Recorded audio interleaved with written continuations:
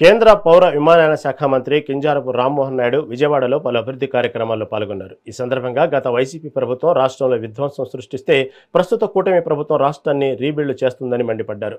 కేంద్ర ప్రభుత్వం పూర్తి సహకారంతో ఆంధ్రప్రదేశ్లో పెద్ద ఎత్తున అభివృద్ధి సంక్షేమ కార్యక్రమాలు చేపడుతున్నట్లు తెలిపారు. పాత కాంట్రాక్టర్ నిర్లక్ష్యం వల్లే విజయవాడ ఇంటర్నేషనల్ ఎయిర్పోర్టులో కొత్త టెర్మినల్ భవన నిర్మాణం ఆలస్యమైందని వివరించిన మంత్రి సదరు కాంట్రాక్టర్ను మార్చేశామని, రాబోయే దసరా పండుగ నాటికి టెర్మినల్ బిల్డింగ్ నిర్మాణాన్ని పూర్తి చేసి ప్రజలకు అందుబాటులోకి తెస్తామని స్పష్టం చేశారు.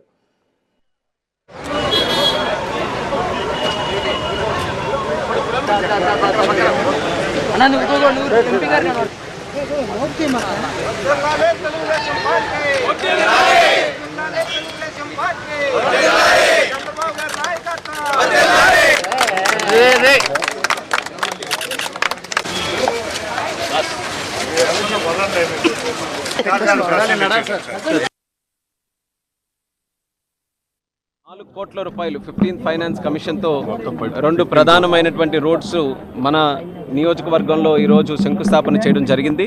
దానితో పాటు ఓవరాల్గా తీసుకుంటే 15th ఫైనాన్స్ కమిషన్లోనే సుమారు ₹15 కోట్ల టౌన్ని సర్వసుందరంగా తయారు చేయడానికి ఇక్కడ ఉన్నటువంటి రోడ్స్ని బ్యూటిఫై చేయడం, వెడల్పు చేయడం, అలాగే రీలేరింగ్ చేయడం, కొత్త రోడ్స్ వేయడం, ఈ అన్ని కార్యక్రమాలు కూడా పెట్టుకున్నాం.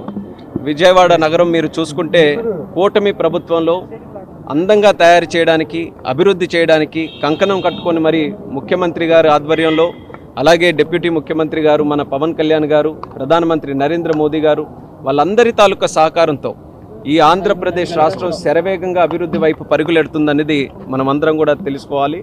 మరి అదే రకంగా ఈ 2 సంవత్సరాల్లో మీరు చూసుకుంటే కేంద్ర ప్రభుత్వం నుంచి ఏ కార్యక్రమానికి సంబంధించైనా సరే ప్రత్యేకమైనటువంటి సహకారం మనం తీసుకొని వచ్చి రాష్ట్రంలో ఏవైతే ప్రాజెక్టులు అన్నీ కూడా నిర్వీర్యం అయిపోయినాయో అలాంటి ప్రాజెక్టులన్నిటికీ కోట్లాది రూపాయలు నిధులు తీసుకొని రావడం, అప్రూవల్స్ తీసుకొని రావడం, శాంక్షన్స్ తీసుకొని రావడం, ఇవన్నీ చేసుకొని ఈరోజు భారతదేశంలోనే అన్నిటికంటే ఫాస్ట్గా అభివృద్ధి చెందినటువంటి రాష్ట్రం ఏదైనా ఉందనంటే అది మన ఆంధ్రప్రదేశ్ రాష్ట్రం అనే మాట మనం అందరం దక్కించుకున్నాం. ₹4 కోట్ల 15th ఫైనాన్స్